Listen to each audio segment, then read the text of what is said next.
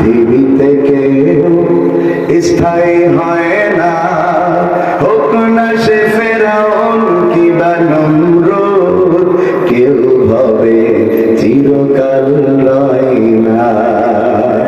ফেরাউন শেষ তক ছিল না, মৃত্যু তাকেও ছেড়ে দিল না, হোক না সে মহারাজা আর মহাবীর, কাউকে সে অবকাশ দেয় না।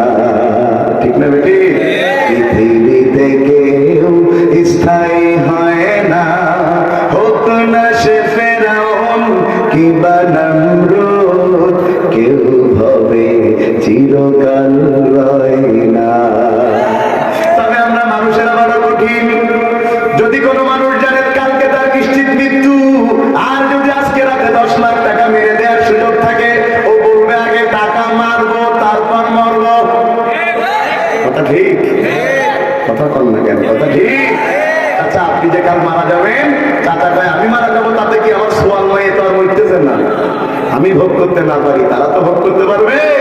আপনি আপনার যে সন্তানের জন্য হালাল হারাম বাদ বিচার করছেন না, আপনি মারা গেলে সেই সন্তান সম্পত্তির হিসাব না হওয়া পর্যন্ত আপনার লাশ মাটি দিতে দিবে না।